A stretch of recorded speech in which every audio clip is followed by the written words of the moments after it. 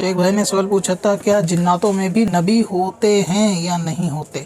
نبی جناتوں میں نہیں ہوتے، نبی انسانوں میں ہوتے ہیں، کیونکہ نبی ہونے کے لیے شرط ہے انسان ہونا، اور انسانوں میں بھی شرط ہے مرد ہونا۔